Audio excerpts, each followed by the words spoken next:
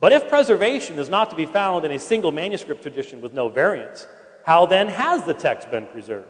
It has been preserved through the very mechanism that produced the majority of the textual variants, the rapid, uncontrolled, widespread explosion of manuscripts during the early centuries of the Christian era.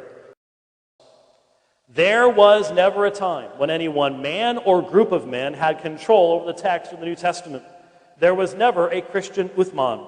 All assertions regarding adding doctrines, changing theology, removing teachings, etc. are without merit. The Christian church was a persecuted minority without power to enforce a uniform textual transmission, as in Islam. The relatively small amount of meaningful variation is a small price to pay to avoid the impossible position of having to defend an edited, controlled text that can make no claim to representing the original.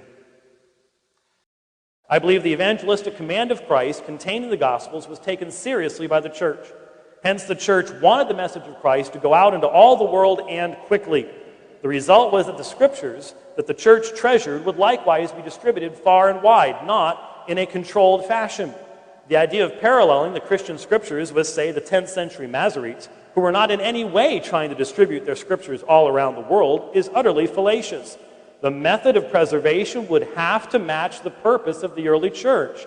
And the idea of having a controlled, non-distributed, nigh unto photocopied text flies in the face of the reality of the early church.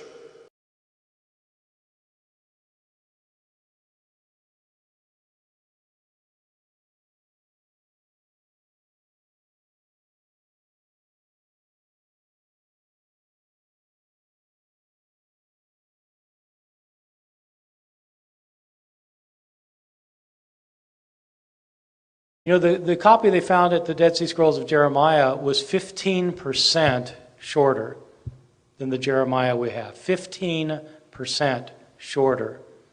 So there were a lot of changes being made by Jewish scribes. And what that shows us, in fact, is that Jewish scribes in the Middle Ages were quite meticulous with their copying. Would that the Christian scribes were. If you compare two Christian copies from the same time period, say 1,000 years separate, so you take a 3rd century copy of the New Testament with a 13th century copy of the New Testament, you don't have anything like that amount of agreement. There are massive differences. A couple of things. The Old Testament transmission is not like the New Testament transmission. It's much more controlled because it was within just the people of Israel.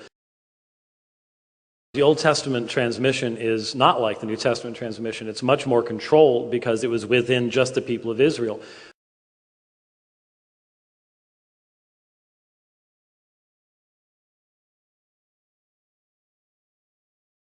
We have to have consistency in the standards. See, what I've been doing now for a number of years in debating Islamic leaders is looking for the consistent Muslim.